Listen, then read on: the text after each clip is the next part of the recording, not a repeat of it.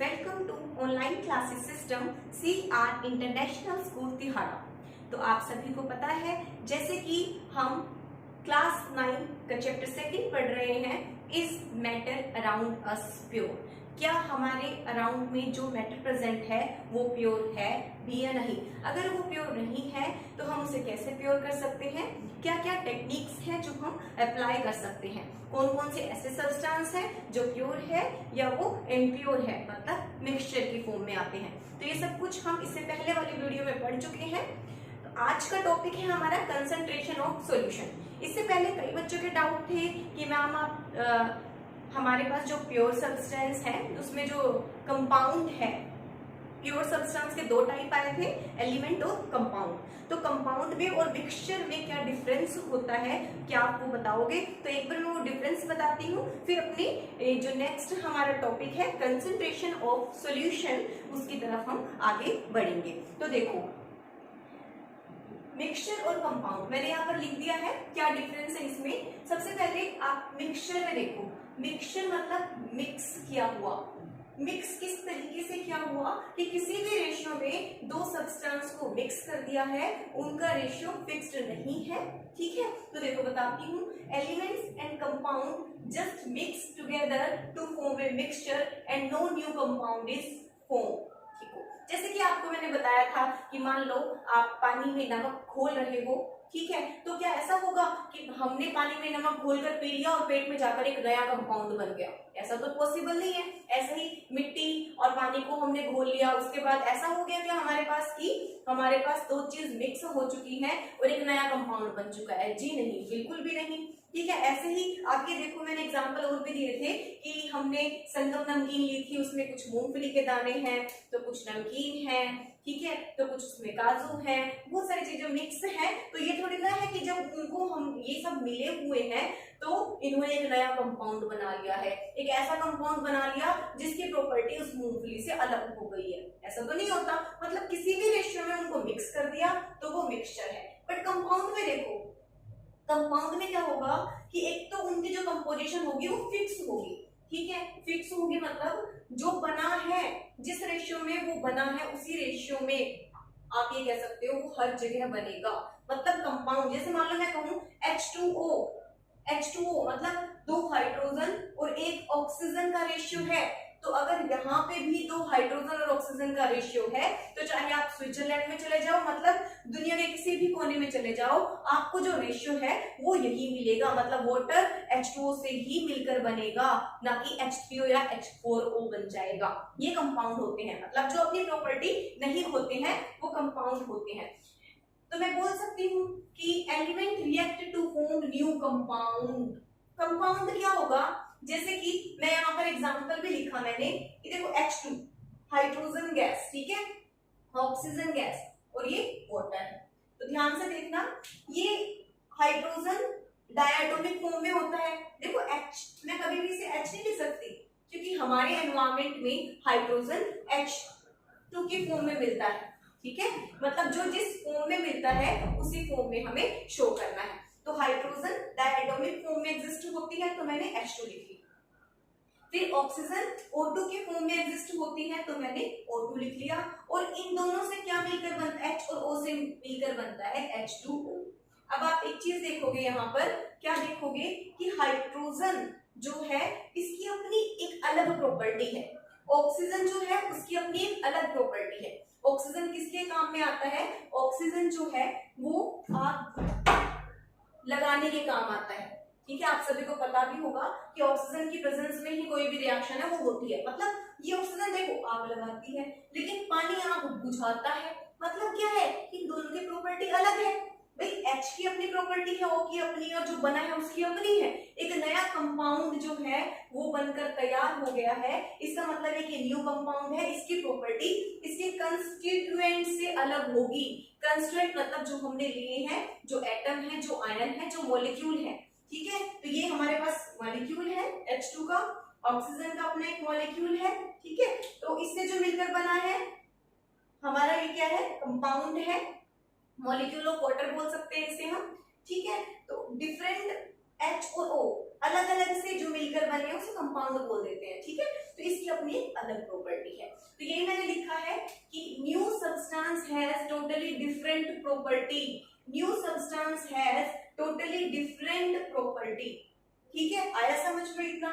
ऐसे ही मैंने constraint can be separated by chemical method. अब आप समझो इस बात को, मतलब अगर मान लो मैं इस रिएक्शन को यहां तक लेकर जा रही हूँ, वापस मुझे इसको इसमें ही चेंज करना है, जो रिएक्टेंट था मुझे वही चाहिए, तो मैं किस तरीके से, मैं क्या स्टेप ऐसा उठाऊं। तो ऐसा तो होता नहीं, आपने पानी लिया, पानी उठाने के बाद आपने हाथ में पानी लेकर उसे तोड़ दिया और हाइड्रोजन और ऑक्सीजन गैस देखो निकलकर चली गई, ऐसा पॉसिबल है? नहीं है ऐसा पॉसिबल। तो इसका मतलब क्या है यहाँ पर कि H2O को अगर वापस मुझे H2 और O2 में बनाना है तो कोई केमिकल मेथड यूज करना पड़ेगा। ऐसे घर में बैठे बैठे हम इजीली इस वाटर को H2 और O2 में कन्वर्ट नहीं कर सकते, ठीक है भाई। तो ये केमिकल मेथड कंपाउंड के लिए अप्लाई होंगे, समझ गए इस बात को। अब आते हैं मिक्सचर में, ठीक है। मिक्सचर में पहली बात तो ये कि वेरिएबल कंपोजिशन होगी। वेरिएबल कंपोजिशन का मतलब है कि जो ये मिक्स होंगे इनका अपना जो रेशियो है वो सब जगह अलग अलग हो सकता है, सेम भी हो सकता है, अलग भी, ठीक है। जैसे मैंने एग्जांपल लिया था कि नमकीन का लिया था, ठीक है, उसमें बहुत सारी चीजें मिक्स हैं तो रेशियो उनका अलग अलग है, कहीं पर 4 मूंगफली के दाने हैं, कहीं पर 5 मूंगफली के दाने हैं, तो इस तरीके से हमने वो रेशियो ले लिया था। अब मुझे बताओ, क्या अगर आपको उस नमकीन में से मूंगफली सेपरेट करनी है, क्या करोगे आप? हाथ से सिंपल मेथड लगा के, ठीक है, आप क्या करोगे, हाथ से हटा दोगे, नमकीन अलग हो गई और मूंगफली अलग हो गई। तो इसका मतलब फिजिकल मेथड से हम इनको सेपरेट कर सकते हैं, सिंपल इजी मेथड से। तो यही लिखा है मैंने, constraint can be separated easily bye simple method, physical method, ठीक है, सिंपल मेथड से अलग कर सकते हैं। ऐसे ही देखो, a mixture shows the property of constraint substance, मतलब जो स्टार्टिंग में हमने लिया था और जो मिक्स करने के बाद बना है उन दोनों की प्रॉपर्टी सेम ही रहेगी, ठीक है भाई। देखो आप चेक, जैसे कि मान लो मैंने NaCl पानी में घोला, NaCl नमक आपने खा के देखा खारा होता है, पानी में घोलने के बाद भी आप उसे चख रहे हो तब भी खारा लगेगा, प्रॉपर्टी वही कंटेन रखेगा वो, ठीक है। ऐसे ही भुजिया आपने खा के देखी, ठीक है, वो टेस्ट जैसा भी लगा, और आपने मूंगफली जब उसमें मिलाई तब वो खा के देखी तब भी वही टेस्ट लगा। मतलब जो हमने स्टार्टिंग में लिया है और जो बना है उनकी जो प्रॉपर्टी है वो क्या है, सेम है, उसमें कोई चेंज नहीं आया है, ठीक है। ये मैंने एग्जांपल लिख दिया, फिर एग्जांपल आप लोग कर सकते हो। और ये no new compound is form, पता ही है आपको, कोई नया कंपाउंड नहीं बनने वाला, स्टार्टिंग में जो है वही रहेगा। तो ये हमारा था difference between mixture and compound, ठीक है। इस डिफरेंस को अच्छे से करना, समझना है तो आप पूछ लेना।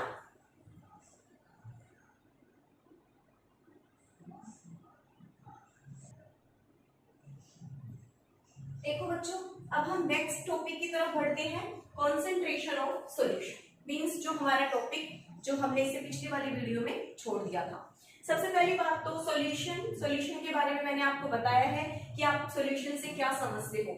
सोल्यूट और सॉल्वेंट को जब हम मिक्स करते हैं, जो हमारे पास एक होमोजीनियस मिक्सचर आता है, मतलब जो घुल जाते हैं अच्छे से, उसे हम क्या बोलते हैं, सॉल्यूशन बोलते हैं, ठीक है। अब बात आती है कंसंट्रेशन ऑफ सॉल्यूशन की, ठीक है।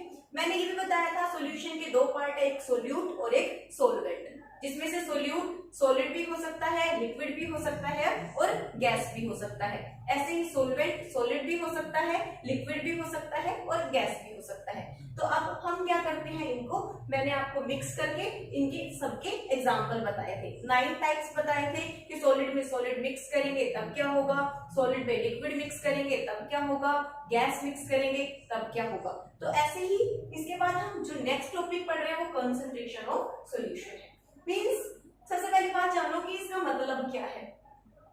कंसंट्रेशन ऑफ सॉल्यूशन, सॉल्यूशन बना सोल्यूट और सोलवेंट से, मतलब सोल्यूट की कितनी अमाउंट मैं उस सोलवेंट में ऐड करूंगी, एक सॉल्यूशन, एक फिक्स्ड सॉल्यूशन हमारे पास तैयार हो जाए, ठीक है। मैं ये कह सकती हूँ कि जो हमारे पास सोल्यूट की अमाउंट है वो फिक्स्ड अमाउंट ऑफ सॉल्यूशन में हमने क्या की है, डिसोल्व की है, मतलब amount of solute dissolve in given amount of solution, ठीक है भाई। ये है कंसंट्रेशन। तो बात वही है, सोल्यूट लिया, उसको हमने डिसोल्व कर दिया, ठीक है, तो हमारे पास क्या बन गया, सॉल्यूशन, मतलब उसकी कितनी कंसंट्रेशन है।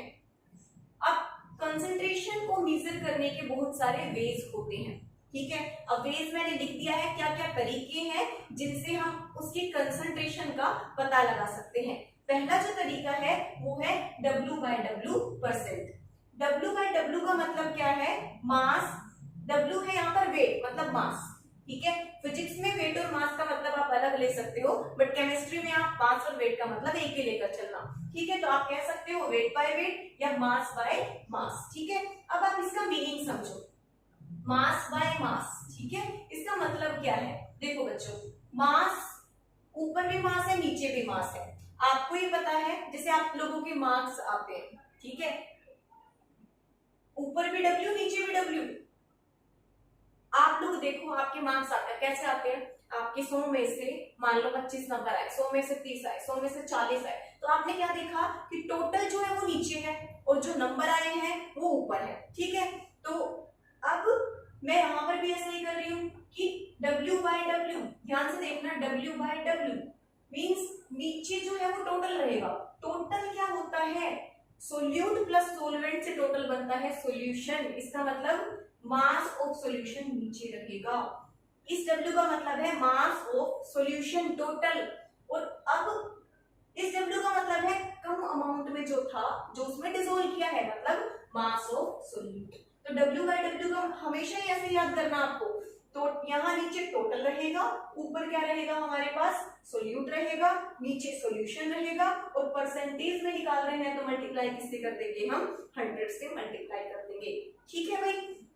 तो ये होता है W/W। इसे आप चाहे वेट बाय वेट बोलो, चाहे इसे आप मास बाय मास बोलो, ठीक है। लेकिन आप लोगों को क्वेश्चन जो दिया होगा उसके अकॉर्डिंग आपको काम करना है। मतलब क्वेश्चन में आपसे कहा कि 25 ग्राम सोल्यूट है, वो 100 ग्राम सॉल्यूशन में डिसॉल्व कर दिया, तो देखो 25 ग्राम मतलब आपसे क्या कह रहा है कि मैं यहाँ पर लिख देती हूँ कि 25 gram of solute dissolved in 100 gram of solution. समझे इस बात का मतलब क्या कह रहा है, 25 ग्राम ऑफ सोल्यूट, ये ग्राम है ना, यहाँ भी ग्राम, यहाँ भी ग्राम, दोनों ही ग्राम है। इसका मतलब मास की यूनिट ग्राम, इसकी यूनिट भी ग्राम, तो आपको यही फॉर्मूला लगाना पड़ेगा, ठीक है। मास ऑफ सोल्यूट कितना हो गया, 25 ग्राम, और mass of solution means W, solution का मास कितना गिवन है, 100 ग्राम। तो आप क्या करोगे, 25 डिवाइड 100, और परसेंटेज में निकालना है तो किससे मल्टीप्लाई कर दोगे, 100 से। 100 से 100 कैंसिल हो गया, हमारे पास 25 आ जाएगी इसकी कंसंट्रेशन। समझ में आया। तो W/W एक वे है जिससे आप कंसंट्रेशन सॉल्यूशन की मेजर कर सकते हो। जो सेकंड वे है वो है V/V, ठीक है। मैं एक बार इसे रब कर देती हूँ, V/V। अब V/V का मतलब जानो आप लोग, यहाँ पे ही न्यूमेरिकल करा दूंगी इसके। देखो बच्चों, V/V, अब नाम से पता चल रहा है V मतलब वॉल्यूम, नीचे भी वॉल्यूम। अब मैं आपसे पूछूं, ऊपर भी V, नीचे भी V, नीचे आपको किसका V लिखना है, सॉल्यूशन का लिखना है, तो मतलब वॉल्यूम किसका हो गया, सॉल्यूशन का हो गया। ऊपर किसका वॉल्यूम हो गया, सोल्यूट का हो गया। कम अमाउंट में सोल्यूट है वो ऊपर लिखना है, टोटल नीचे लिखना है, और आप अगर परसेंटेज में निकाल रहे हो तो किससे मल्टीप्लाई करना है, 100 से आपको इसे मल्टीप्लाई करना है। तो हमारा क्या हो गया, volume of solute, volume of solution नीचे, और मल्टीप्लाई 100, ठीक है। तो ये सेकंड मेथड है क्या मेजर करने के लिए, सॉल्यूशन की कंसंट्रेशन मेजर करने के लिए। अब आप सोचोगे कि ये मेथड कब लगाना है, मान लो आपको ऐसे दे दिया जाए, आपसे कहे कि 25 ml of solute dissolved in 100 ml of solution। कल की वीडियो में आप लोगों से क्वेश्चन करा दिए जाएंगे इनसे रिलेटेड, ठीक है।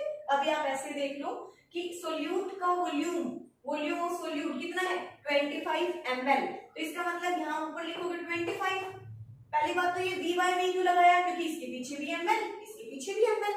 V/V वॉल्यूम की जो यूनिट है मिलीलीटर और लीटर ये होती है, तो यहाँ पर हमारे पास जो है क्या है, मिलीलीटर है, इसका मतलब वॉल्यूम की बात हो रही है, यहाँ पे मिलीलीटर है मतलब वॉल्यूम की बात हो रही है। तो हम क्या करेंगे, देखेंगे वॉल्यूम कितना है, सोल्यूट का कितना है 25, मैंने ऊपर लिख दिया, सोल्यूशन का कितना है 100, मैंने नीचे लिख दिया, और मल्टीप्लाई किससे कर दिया 100 से, कैंसिल हो गया, कंसंट्रेशन कितनी आ गई 25। मींस यूनिट के अकॉर्डिंग हमें जो ये फॉर्मूले हैं ये पुट करने हैं। जो थर्ड वे है to measure the concentration of solution is W/V। मतलब आप ये कह रहे हो कि दोनों ही सोल्यूट भी सोलवेंट भी सॉल्यूशन भी ग्राम में आ गए तो W/W लगाओ, दोनों ही ml में आ गए तो V/V लगाओ। लेकिन अगर 1 ग्राम में आ गया, सोल्यूट ग्राम में आ गया और जो सॉल्यूशन है वो ml में आ गया, तो हम क्या लगाएंगे W/V। ठीक है, कैसे लिखोगे, W/V का मतलब क्या है, यहाँ पर W ऊपर है V नीचे है, नीचे क्या होता है हमारा टोटल मतलब सॉल्यूशन, तो वॉल्यूम किसका हो गया, सॉल्यूशन का हो गया। W क्या है, मास, मास किसका हो गया, सोल्यूट का। और अगर आप परसेंटेज निकाल रहे हो तो किससे मल्टीप्लाई कर दोगे, 100 से मल्टीप्लाई कर दोगे। तो इट मींस W/V क्या हो गया हमारे पास, W is the mass of solute, V is the volume of solution, and multiply किससे करोगे, आपको परसेंटेज में मेजर करना है तो 100 से मल्टीप्लाई करोगे। तो ये है नेक्स्ट मेथड। अब ये करना कब है कि मान लो आपको दिखा 25 gram of solute is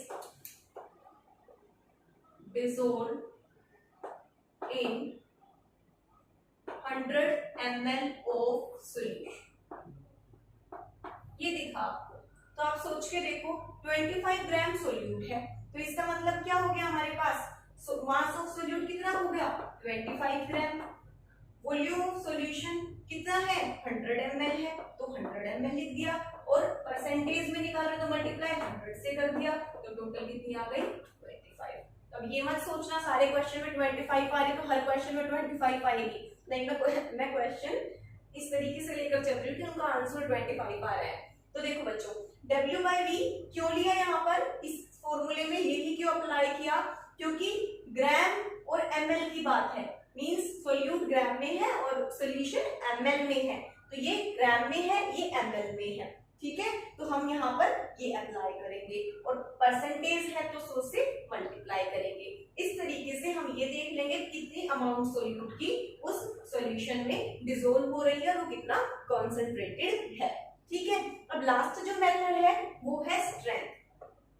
strength का मतलब समझ रहे, ताकत, मतलब वही बात है हमारे पास कि ये स्ट्रेंथ जो है ये क्या मेजर करेगी, कॉन्सेंट्रेशन मेजर करेगी उस सॉल्यूशन की, बट किस तरीके से करेगी, सेम फॉर्मूला है ये और ये फॉर्मूला सेम है, मतलब W/V को आप स्ट्रेंथ लिख सकते हो, बट एक बात याद रखना, इसमें परसेंटेज की फॉर्म में आता है, मतलब इसमें आप परसेंटेज की टर्म में निकालते हो, बट इसमें ये एक विदाउट परसेंटेज टर्म होती है। मींस हम ये कह सकते हैं कि मास बाय वॉल्यूम की टर्म में इसे निकाला जाता है, जिसे हम स्ट्रेंथ बोलते हैं। मतलब ऊपर कहोगे मास ऑफ सोल्यूट ग्राम में, ये स्पेसिफिक है कि ऐसा नहीं होना चाहिए, मतलब मास ग्राम में होना चाहिए और वॉल्यूम लीटर में होना चाहिए।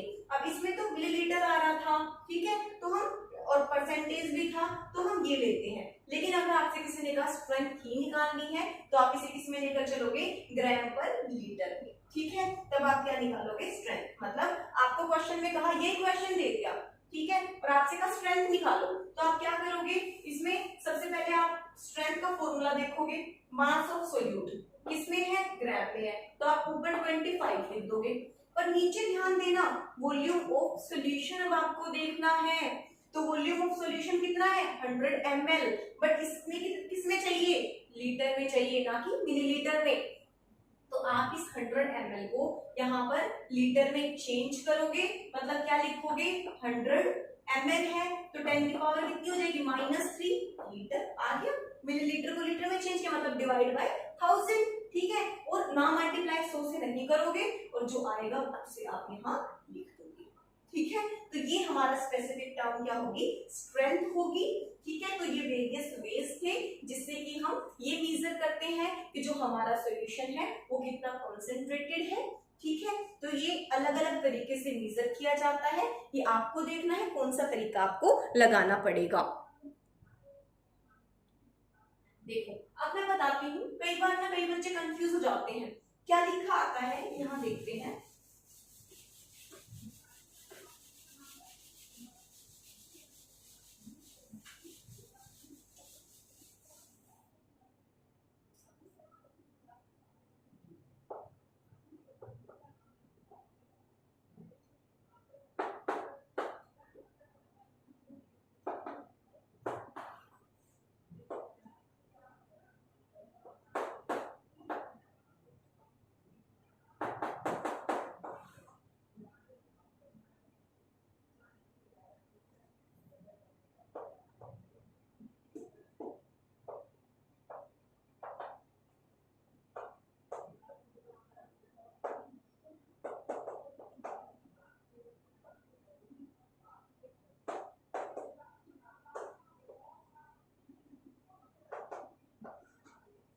हाँ, तो देखो कई बार क्या लिखा आता है कि एक कंसंट्रेटेड सॉल्यूशन है और एक डाइल्यूट सॉल्यूशन है। ठीक है, ये बता देती हूँ एक बार कि मींस हम क्या कह रहे हैं कि अगर आगे डाइल्यूट लग जाए सॉल्यूशन में तो उसका मतलब क्या है, और कॉन्सेंट्रेटेड लग जाए तो इसका मतलब क्या होता है। तो देखो बच्चों, डाइल्यूट का मतलब क्या समझते हो, मैंने एक बार डाइल्यूट की लिख दी क्योंकि कॉन्सेंट्रेटेड डाइल्यूट से ही आप समझ जाओगे। डाइल्यूट है इसका मतलब क्या है, इसमें जो वाटर की अमाउंट है वो ज्यादा है।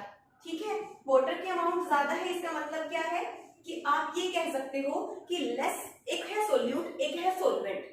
सोल्यूट की जो अमाउंट है ना वो बहुत कम है जो कि सोलवेंट में डिसोल्व किया गया है। ठीक है, मतलब less amount of solute is dissolved in more amount of solvent.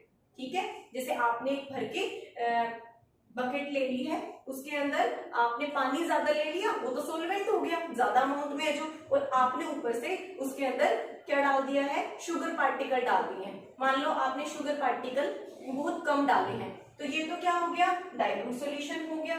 ठीक है, लेकिन अगर आपने वही चीज क्या कर दिया, वो सोल्यूट पार्टिकल ज्यादा अमाउंट में डाल दिए।